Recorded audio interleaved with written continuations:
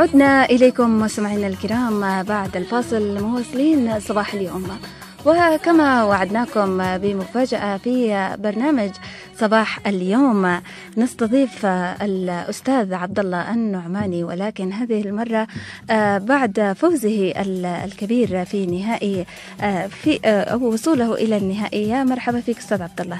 يا مرحبا في جمهور إذاعة سمارة FM. يا هلا ومرحبا فيك أستاذ. بخصوص وجودك معنا، طبعا احنا ممتنين جدا لوجودك معنا اليوم، وحابين يعني نهنيك اولا الف مبروك بفوزك في هذه المسابقة. هو كان فعلا طريق صعب وانك توصل لهذه المرحلة، ولكن اخبرنا اكثر عن شعورك بالفوز. كيف كان شعورك بالفوز؟ اولا أهني نفسي وأهني من صوت لي وأهني الشعب اليمني كافة بوصولنا إلى نهائي مسابقة هالو بي إن في أكبر قنوات في الشرق الأوسط وهي بي إن سبورت. ثانيا الوصول إلى هذه المحطة كان صعب جدا جدا جدا، ولكن بفضل المصوتين وبفضل الجمهور وبفضل المساندة الجماعية التي حدثت استطعنا أن نصل بأقل الأضرار، رغم المنافسين كانوا شرسين جدا من الدول العربية، من المغرب، من تونس، من مصر، ولكن الحمد لله كتب لنا الله التوفيق والنجاح، وبإذن الله أن نكرر نفس السيناريو ونكرر نفس التصويت ونكرر بفضل هذا الشعب أو بفضل هذا الجمهور العظيم أن نصل إلى الدوحة في 2025 بإذن الله. إن شاء الله. الأكيد أنه بإذن الله توصل للنهائي وتربح هذه المسابقة مثل ما رفعت رأسنا الآن في هذه المرحلة، فأتمنى أيضا النهائي يكون من نصيبك. الأستاذ عبد الله، كلمنا أكثر، من هو عبد الله النعماني؟ عبد الله حمود النعماني مواطن يمني، 28 سنة أمتلك من العمر. لدي الطموح مثل طموح أي شاب عربي أو أي طموح شاب في العالم أن يصل إلى الحلم الذي يحلم به منذ الصغر. فكان حلمي أنا من 10 سنوات وهو أن أصبح معلق، بالصراحة أن أمثل اليمن أو أن أكون الممثل اليمني في أكبر القنوات في الوطن العربي، في أكبر القنوات في العالم. والحمد لله استطعت بهذا الإصرار رغم الظروف القاسية التي يمر فيها البلاد والكل يعلم، لكن استطعت بمجهود شخصي كان صعب جدا وإمكانيات بسيطة جدا أن أصل إلى هذا الحلم. وبإذن الله يعني ما زال هنالك خطوة واحدة فقط من أجل الوصول. أدرس في كلية الإعلام، مجال الإعلام، أحب الإعلام للأمانة، مجال جدا راقي يعني تقولي هكذا، لكن بصراحة الحلم هو الوصول إلى التعليق إلى أكبر القنوات في هذا هو عبد الله النعماني، وبمجهود المصوتين وبمجهود الجمهور وبمجهود الأهل الذي يثنى عليه بالأمانة بإذن الله نصل إلى الحلم إن شاء الله. طبعا أنت وصلت لمرحلة جدا كبيرة، يعني غيرك ما وصل لهاش. أنت شرفتنا ورفعت راسنا، يعني إحنا ممتنين جدا لك. طيب، من متى أنت بدأت التعليق الصوتي ومتى اكتشفت موهبتك؟ قلت لكم أنا في المسابقة في المقابلات الماضية من عمري 13 سنة، وأنا أول شيء أتكلم عن كيف كشفتها. طبعا كنت مع الأصدقاء في الحارة بعد عمري 13 سنة، كنا كأي طفل يعني يكمل الدراسة الصباح العصر يخرج يلعب كرة. كنت أخرج ألعب كرة، كنت أجلس أثناء ما التشجيع مثلا، كان الكل يشجع مع الهدف فقط، أنا الوحيد الذي كنت أتفاعل من بداية المباراة إلى آخر المباراة.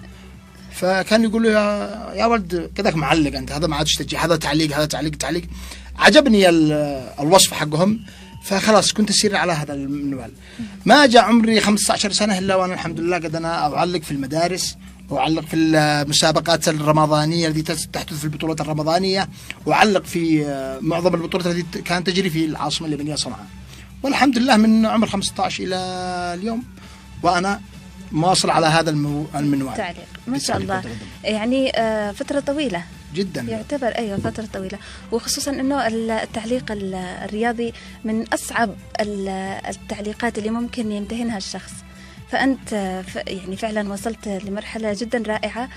نتمنى لك كل التوفيق. ولكن ضروري تكلمنا عن مسابقة بي ان سبور، يعني إيش هذه المسابقة؟ اشرح لنا عنها. أعتقد أنه كان في بداية التصويت كان لا أحد يعلم ما هي بي ان سبورت، يعني ما هي مسابقة هذه. أيوة. لكن الحمد لله الفترة ولو هي كانت قصيرة فقط في الأسبوع في خلال التصويت، أكثر الناس عرفوا المسابقة خاصة بعد وصولي إلى النهاية. بي ان سبورت هذه تقدم سنويا مسابقة من أجل أن تظهر المواهب والمعلقين العرب. المسابقة هذه تبدأ في مشاركة عبر 30 مقطع 30 ثانية، ترسل إلى صفحة بي ان سبورت عبر الانستغرام، من ثم يتم اختيار من قبل القناة، والشخص الذي يتم اختياره أو المجموعة التي يتم اختيارها يكونون يعني أصحاب سعادة للأمانة.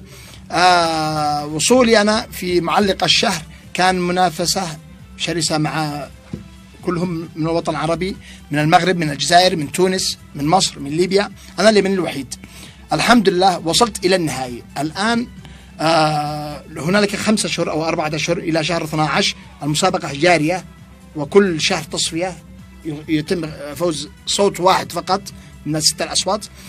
إلى شهر 1 يناير 2025 هنالك تصويت آخر بنفس السيناريو الذي حدث في معلق الشهر، يصل إلى معلق الموسم، وفائز واحد فقط من خلال 5000 مشترك على الوطن العربي. عدد كبير جدا.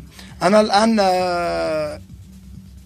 شكر خاص يعني بعد الفضل بعد الله عز وجل، وصولي الآن إلى النهائي يعتبر من بين أفضل 6 أصوات من 5000 المشتركين في 2024. ما شاء الله. وأتمنى أن أصل إلى المركز الأول يعني إن شاء الله. إن شاء الله. استضافتنا الجاية لك وأنت فائز بهذه المسابقة إن شاء الله بإذن الله. بإذن الله. طيب ممكن تكلمنا كيف قدرت توصل لهذا الترتيب؟ للأمانة لولا تكاتف الجمهور ولولا تصويتكم أنتم ودعمكم من إذاعات من قنوات، للأمانة تكلمت مرارا وتكرارا رغم ضيق الوقت ورغم الإمكانيات البسيطة ورغم الدعم البسيط جدا، الدعم المعنوي، أتكلم عن الدعم المعنوي، لكن استطعنا أن نحقق إنجاز يعني به ناس أو به متسابقين فعلوا أشياء، فعلوا لافتات، فعلوا ألواح في بلدانهم، ونحن استطعنا أن نحقق هذا الإنجاز. ولكن أنا بعد الفضل لله عز وجل أولا، من ثم إلى الأهل والأصحاب والجيران والإذاعات الذي ساندتني في مرحلة التصويت.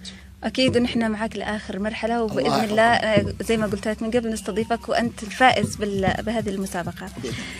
طيب أكيد واجهتك صعوبات في اشتراكك في المسابقة وصعوبات أثناء التصويت، احكي لنا عن الصعوبات اللي مريت فيها.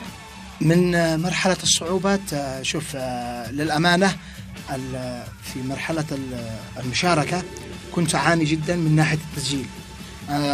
أنا دخلت في الصفحات حق المشتركين الذين شاركوا في المغرب والجزائر والكذا، كنت أبصر صفحاتهم تسجيلاتهم الصوتية كانت كلها عبارة في قنوات في إذاعات بالمايك بالكذا. أنا الوحيد الذي شاركت، يعني لن أقول من 5000، أقول من المشتركين كامل، الذي كانت مشاركتي أو مقطع الفيديو حقي بسيط جدا للأمانة.